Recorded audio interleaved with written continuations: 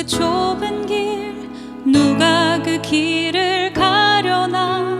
겸손 그 이름 없는 길 누가 그 길을 가려나. 사랑 그 좁은 길 누가 그 길을 가려나. 겸손 그 이름 없는 길 누가 그 길을 가려나. 누가 주의 마음 알아 자매의 눈물 닦아주며 누가 형제의 허물 사랑으로 덮으려나. 누가 주의 마음 알아 절망에 갇힌 영혼 찾아 위로의 손 내밀어 사랑으로 안으려나. 사랑 그 좁은 길 누가 그 길을 가려나. 겸손 그 이름 없는 길 누가 그 길을 가려나.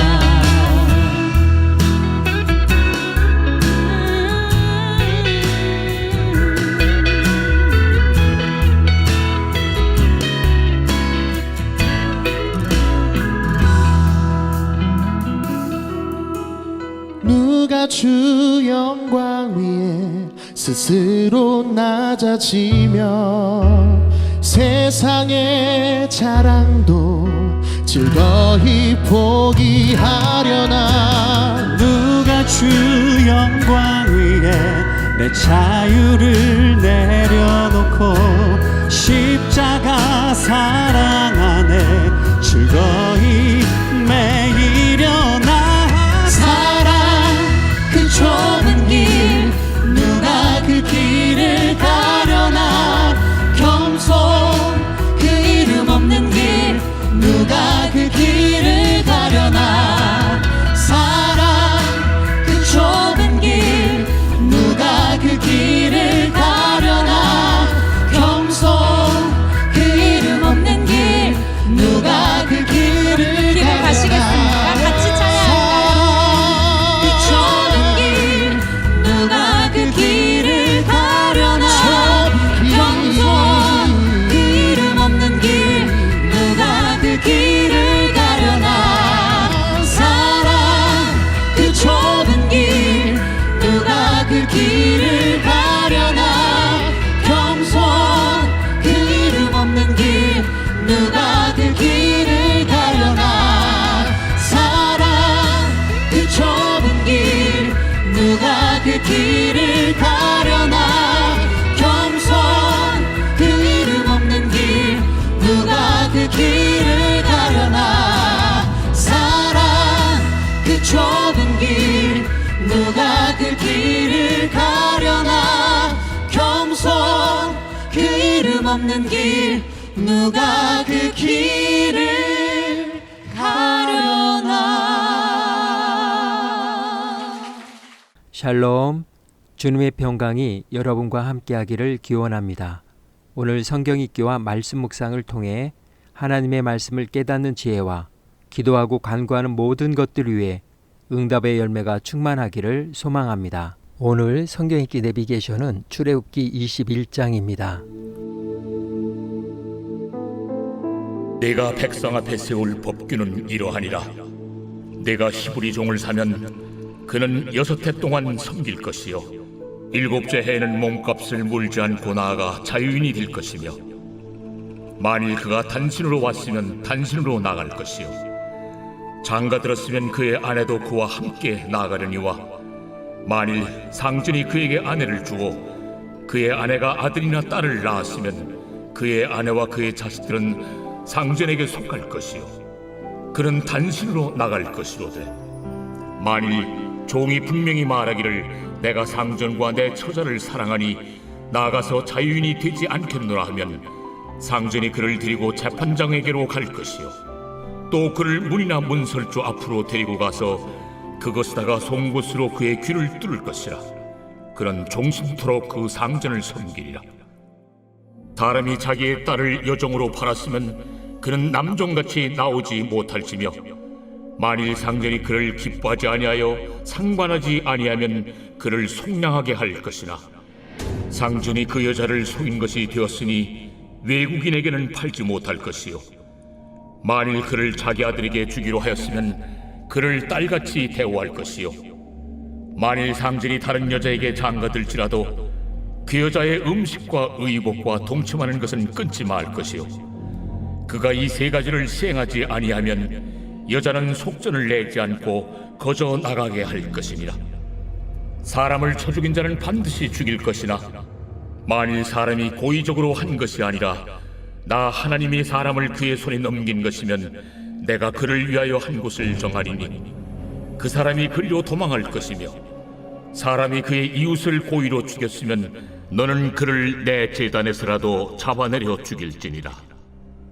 자기의 아버지나 어머니를 치는 자는 반드시 죽일지니라. 사람을 납치한 자가 그 사람을 팔았든지 자기 수하에 두었든지 그를 반드시 죽일지니라. 자기의 아버지나 어머니를 저주하는 자는 반드시 죽일지니라. 사람이 서로 싸우다가 하나가 돌이나 주먹으로 그의 상대방을 쳤으나 그가 죽지 않고 자리에 누웠다가 지팡이를 짚고 일어나 걸으면 그를 친 자가 형벌을 면하되 그간의 손해를 배상하고 그가 완치되게 할 것입니다. 사람이 매로 그 남종이나 여종을 쳐서 당장에 죽으면 반드시 형벌을 받으려니와 그가 하루나 이틀을 연명하면 형벌을 면하리니 그는 상전의 재산임이라. 사람이 서로 싸우다가 임신한 여인을 쳐서 낙태하게 하였으나 다른 해가 없으면 그 남편의 청구대로 반드시 벌금을 내되 재판장의 판결을 따라 낼 것이니라. 그러나 다른 해가 있으면 갚되 생명은 생명으로 눈은 눈으로 이는 이로 손은 손으로 발은 발로 된 것은 된 것으로 상하게 한 것은 상함으로 때린 것은 때림으로 갚을지니라. 사람이 그 남종의 한 눈이나 여종의 한 눈을 쳐서 상하게 하면 그 눈에 대한 보상으로 그를 놓아줄 것이며 그 남종의 이나 여종의 이를 쳐서 빠뜨리면 그 이에 대한 보상으로 그를 놓아줄지니라. 소가 남자나 여자를 받아서 죽이면 그 소는 반드시 돌로 쳐서 죽일 것이요 그 고기는 먹지 말 것이며 임자는 형벌을 면하려니와 소가 본래 받는 버릇이 있고 그 임자는 그로 말미암아 경고를 받았으되 단속하지 아니하여 남녀를 막론하고 받아 죽이면 그 소는 돌로 쳐 죽일 것이고 임자도 죽일 것이며 만일 그에게 속죄금을 부과하면 무릇 그 명령한 것을 생명의 대가로 낼 것이요 아들을 받든지 딸을 받든지 이 법규대로 그 임자에게 행할 것이며 소가 만일 남종이나 여종을 받으면 소임자가 은 30세겔을 그의 상전에게 줄 것이요 소는 돌로 쳐서 죽일지니라. 사람이 구덩이를 열어두거나 구덩이를 파고 덮지 아니하므로 소나 나귀가 거기에 빠지면 그 구덩이 주인이 잘 보상하여 짐승의 임자에게 돈을 줄 것이요 죽은 것은 그가 차지할 것이니라. 이 사람의 소가 저 사람의 소를 받아 죽이면 살아있는 소를 팔아 그 값을 반으로 나누고 또한 죽은 것도 반으로 나누려니와 그 소가 본래 받는 버릇이 있는 줄을 알고도 그 임자가 단속하지 아니하였으면 그는 소로 소를 갚을 것이요 죽은 것은 그가 차지할지니라.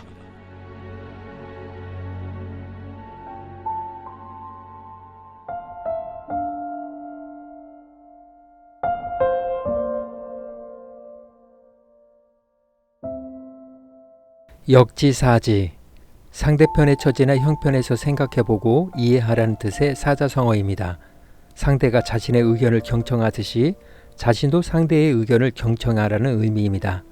이 말은 맹자 이루하의 29장에 나오는 역지즉 개연에서 유래한 말입니다. 처지나 경우를 바꾼다 해도 하는 것이 서로 같다는 뜻입니다. 또한 논어 위령공편의 자공과 공자와 대화 과정에 이러한 내용이 나옵니다. 자공이 물었다. 평생을 지니고 다닐 한마디가 있다면 무엇이겠습니까? 공자가 말했다. 그것은 관용이다. 내가 원하지 않는 바는 남에게도 행하지 말라는 것이다. 예수님은 청중들에게 다른 사람과 지낼 수 있는 간단하면서도 심오한 원리를 전하셨습니다. 너희는 남에게서 바라는 대로 남에게 해주어라. 이것이 율법과 예언서의 정신이다. 이것을 기독교 황금률이라고 합니다. 이 또한 역지사지의 내용을 포함하고 있습니다. 황금률과 유사한 형태의 실버율은 동서고금을 통해 발견됩니다. 고대 유대 사회에 가장 영향력 있던 두 교사는 엄격한 금욕으로 유명한 샴마이와 친절과 자비로 이름난 힐레리였습니다. 샴마이를 찾은 한 남자가 다음 조건만 들어주면 저는 유대교로 개종할 준비가 되어 있습니다.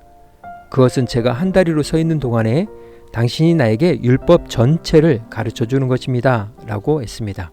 샴마이는 손에 들고 있던 잣대로 그를 쫓아버렸습니다. 힐렐은 자신을 찾은 그 사람을 개종자로 받아주며 이렇게 말했습니다.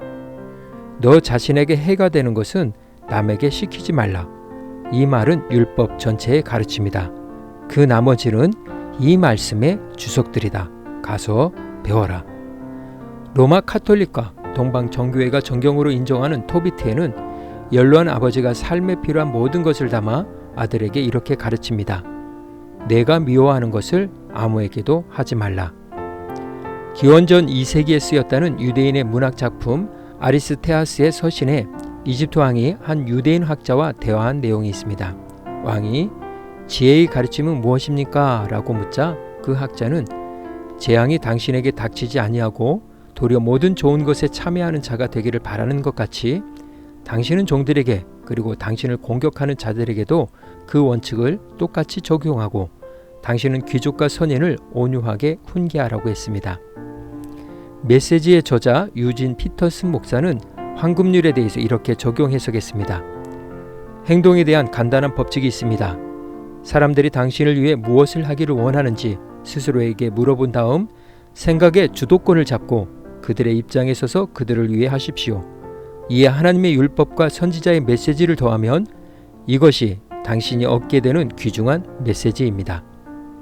패자부활전에서 살펴보았듯이 하나님은 이스라엘 백성들에게 십계명을 통해 그들이 살아갈 방법과 방향을 제시해 주셨습니다. 곧 하나님 사랑과 이웃 사랑의 계명입니다. 그리고 그들에게 십계명에 대한 세부적인 법규를 제정해 주십니다. 그런데 근동에서 발견된 여러 고전 법전들을 생각할 때 지금까지 발견된 어떤 법전에서도 없는 특별한 규정으로 시작됩니다. 바로 노예에 관한 규정입니다. 여기에서 예수님께서 청중들에게 가르치신 황금률의 단서를 찾을 수 있습니다. 역지사지에 대한 견해입니다. 십계명도 이스라엘이 이집트에서 종살이했던 것을 바탕으로 시작하였습니다. 나는 종살이하던 너희를 이집트에서 인도해낸 너희 하나님 여호와이다. 또한 십계명에 이어 세부적인 법규를 제정하실 때에도 그 첫 번째가 노예에 관한 규정이었던 것 역시 얼마 전에 이집트의 지긋지긋한 노예 생활에서 해방되었기에 그들은 노예들의 인권이 유린당하고 상식을 초월할 정도로 노동력이 착취당했다는 것을 기억하려는 의미를 담고 있습니다. 물론 함무라비 법전에도 노예에 관한 조항이 있습니다. 그러나 그 조항은 맨 마지막에 다루었습니다. 그만큼 가치와 중요성에서 멀다는 것을 알 수 있습니다. 고대 근동사회에 매우 광범위하게 퍼져 있었던 노예 제도에 관해 성경은 히브리 노예의 사회적 법적 권한을 강화하는 데 심혈을 기울였습니다. 노예를 형제, 안식일과 여러 종교 절기에 쉴 수 있는 권한, 할례를 받을 경우 공동체의 일원으로 인정, 주인의 학대로 죽게 되면 그의 죽음은 꼭 보복되어야 하고 주인의 폭행으로 상해를 입으면 자동적으로 자유를 얻게 되며 도망치는 노예는 결코 강제로 다시 잡아올 수 없고 학대로부터 보호받을 권리가 있고 어디든 본인이 원하는 곳에서 살 수 있는 권한을 보장하며 6년 동안 일하고 7년째 되는 해에는 자유를 얻게 되었습니다.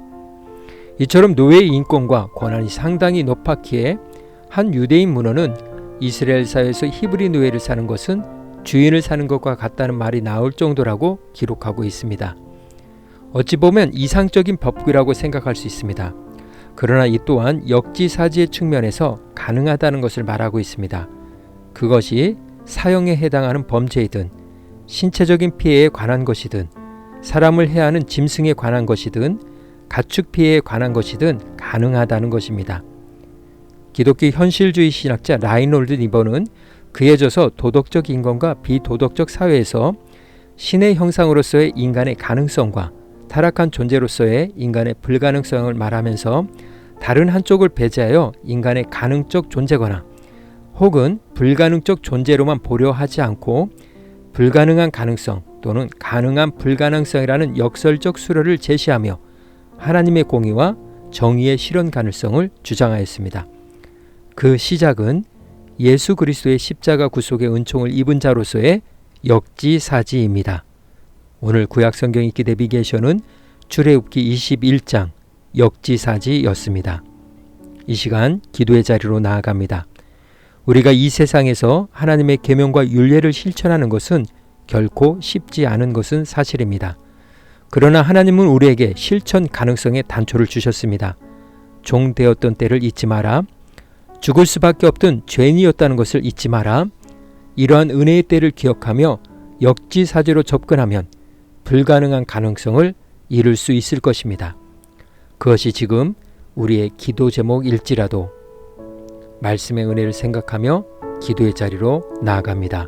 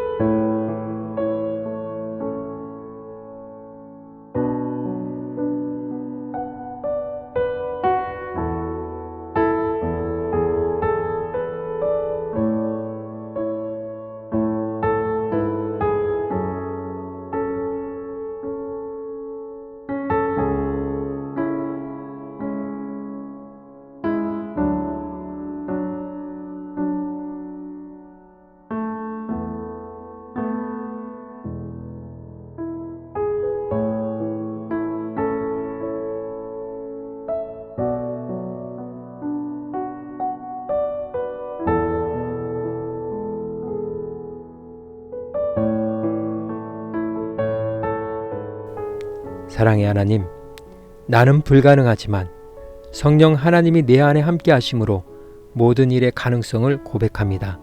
오늘도 주 안에서 그리스도인으로서 당당하게 살아가게 하옵소서. 오늘은 이렇게 고백하며 나아갑니다. 첫사랑의 은혜를 기억하자. 예수님의 이름으로 기도합니다. 아멘. 이제 음악이 마칠 때까지 자유롭게 기도합니다. 하나님께서 우리의 기도에 귀 기울여 주십니다.